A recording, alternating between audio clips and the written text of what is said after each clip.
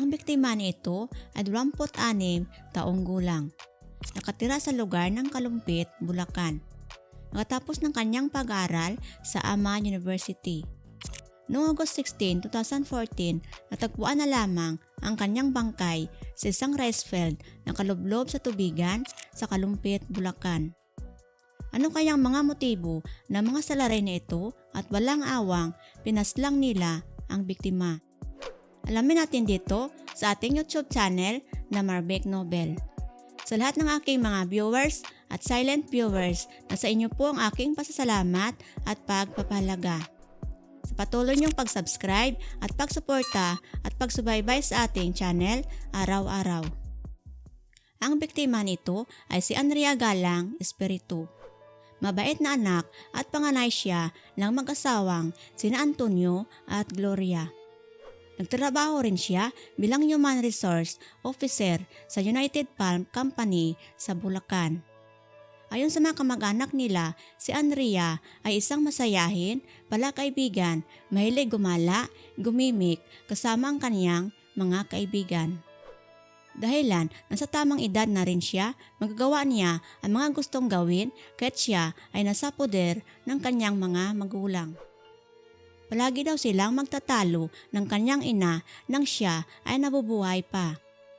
Dahilan sa kanyang mga pananamit at napiling mga kasuotan.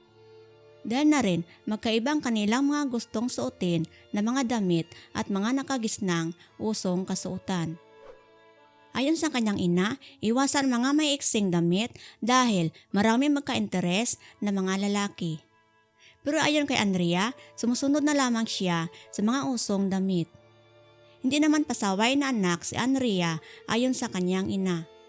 Tuwing umalis si Andrea at mamasyal gumimik kasama ang mga kaibigan ay tinitingnan niya muna ang sinusuot nito. Pero sa uli, si Andrea pa naman daw ang masusunod kaya wala naman siyang manggagawa. Hindi naman naging problema sa kanyang ina ang pagiging pasaway niya kahit nag-aaral pa ito. Kaya hindi niya rin masyado kinukulit dahil lamang ina siya at hindi may lagay sa alanganin si Andrea. Kapag may makita siyang hindi siya natutuwa at punahin niya kaagad si Andrea. Noong August 13, 2014, si Andrea nagpaalam na lalabas kasama ang kanyang mga kaibigan. Kahit araw ng trabaho ay lumalabas sila ng kanyang mga kaibigan at kumain sa labas at magkwentuhan. Alam rin ng kanyang ina na medyo broken-hearted si Andrea sa oras na iyon. Dahil nagtatampo siya umano sa kanyang kasintahan na si Neil. Ang mga pamilya niya alam ang relasyon nilang dalawa at tanggap naman nila na papunta ito sa kasalan. Ayon pa sa kanyang kasintahan nito, dapat noong 2014 ay magpakasal na sana silang dalawa. Pero nauna ang kapatid niyang babae. Kaya inurong nila ang plano nilang magpakasal sa taon na 2015. Kaya naman nagtampo sa kanya si Andrea. Pakiramdam niya umano ay hindi handa ang lalaki para siya ay pakasalan nito. Parang nanlamig daw si Andrea at minsan hindi siya kinakausap nito. Inayaan daw umano ng kanyang kasintahan ang tampo ni Andrea sa kanya. Dahilan alam niyang lilipas rin ang tampo nito. Pero hindi niya alam iyon na pala ang huli nilang pag-uusap. Sa araw na iyon, katulad ng kasanayan, pinuna ni Aling Gloria ang suot na damit ni Andrea. Kagaya sa mga ordinaryo nilang usapan, niyakap lang siya ni Andrea. Pagkatapos niyang sabihin kung sino ang mga kasama niyang kaibigan ay umalis na ito. Habang si Aling Gloria naman ay nasa bahay lamang at manonood ng TV at si Andrea naman ay nasa labas ng bahay. Nasanay naman sila na sa labas si Andrea. Pero sa oras ng gabing iyon, nagtaka sila na hindi man lang nag-text o tumawag na matagalan siya sa pag-uwi. Karaniwan, sa oras na iyon ay nasa bahay na siya bago mag-alas 11 ng gabi. Lalo pa, may trabaho siya kinabukasan. Nasipan na lamang nila ng kasiyahan siguro silang magkaibigan. Lumipas pa ng ilang oras at bandang madaling araw na ay hindi pa rin nakauwi si Andrea. Doon na sila nakaramdam ng kaba. Palagi ng text ang kanyang ina kay Andrea kung nasaan na ito. Sinubukan nilang tawagan ang kanyang cellphone bandang 2:00 ng madaling araw. Pero sa kasamaang palad, hindi na nila ay makontak si Andrea. Kinabukasan, wala pa rin silang nakuhang mga impormasyon tungkol sa kanyang pagkawala. Ang mga pamilya ni Andrea ay pinuntahan ang kanyang mga kaibigan na kasama nito. Pero ayon sa kanyang kaibigan, nauna na si Andrea bumaba sakay sa isang jeep kasama niya. Ang kanyang buong akala ay nakauwi na siya dahil wala naman daw silang nadaanan nito. Doon na kinabahan ng tuluyan ang mga magulang ni Andrea. Agad sila nag-report sa mga pulis tungkol sa kanyang pagkawala nito. Sila rin mismo ay nagtanong sa mga kakilala ng biktima. Noong August 14, 2014, sa oras na iyon, dumating ang pinakamasaklap na balita sa kanilang pamilya. May natagpuan na babae na lumulutang sa palayan sa barangay Sapang Bayan, Kalumpit. Ayon pa dito ay kinikilalang tugma sa kanilang anak na si Andrea. Ang mga magulang niya ay agad pumunta at kilalanin ang bangkay kanilang natagpuan. Sobra ang kanilang panalangin na sana hindi si Andrea ang bangkay na iyon. Pero sadyang iyon ang kanilang nakita sa morgue. Si Aling Gloria halos may matay sa kanyang nakita. Ang maganda at mabait niyang anak ay isa ng malamig na bangkay. Ayon sa unang investigasyon ay maaring binaboy siya dahil nang matagpuan siya wala na itong saplot na pang-ibaba. Sa di kalayuan, sa tinapunan ng biktima na si Andrea ay may nahanap na screwdriver, kadena at isang underwear. Sa mga nalaman ng mga magulang ng biktima, awang-awa sila sa kanilang anak dahil wala naman itong nagawang kasalanan. Lumabas ang resulta sa medikal nito, talagang binaboy nga ang biktima at nagtamo pa ng saksak sa kanyang batok at sugat sa kanyang liig. Pero hindi lamang iisa ang salarin na gumawa sa biktima. May nanap 4 na klaseng semelya sa katawan ng biktima.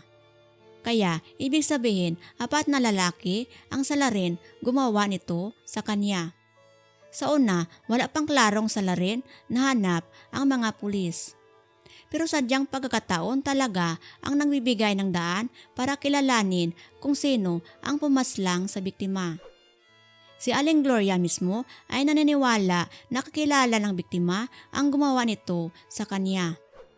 Lalo pang lumakas ang hinala ng kanyang ina nang sabihin ng kaibigan ni Andrea na ang sinakyan nilang jeep ay may isa pang pasahero sa oras nang sila ay umuwi.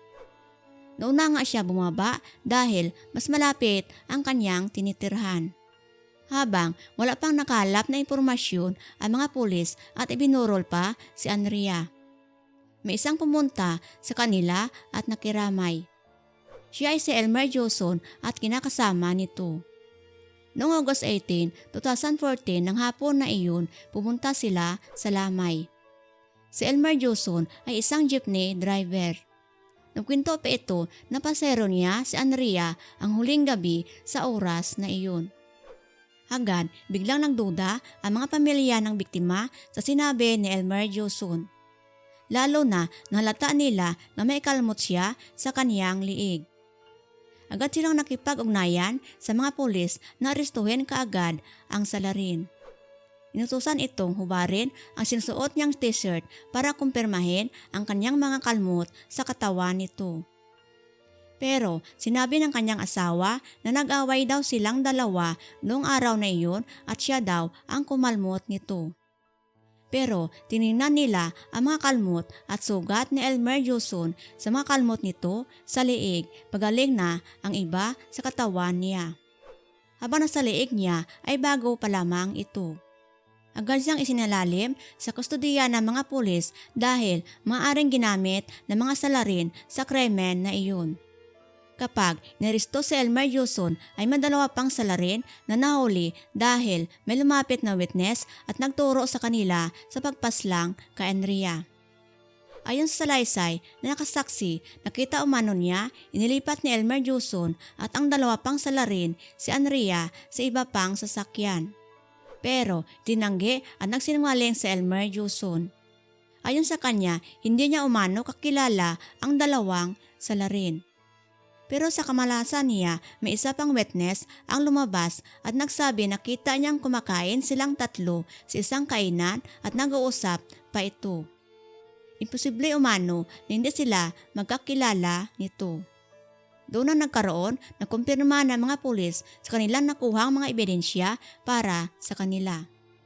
Mas lalo pa itong lumakas, may isa pang nakasaksi ang lumabas.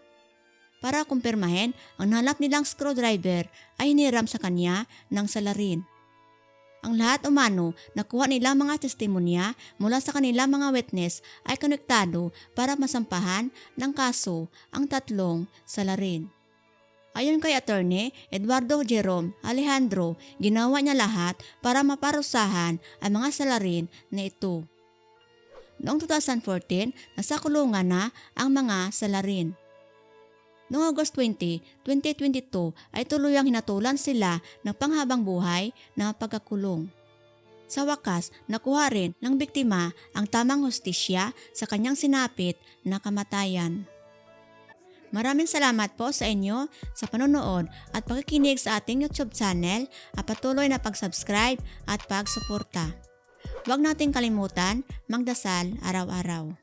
I like to be my own worst enemy. There's no risk if you don't try at anything, so I'ma just keep buying everything. See you in the next life, hope to be a better me. I don't think that my head's on straight. Gotta flip it and grip it and go and get an x-ray.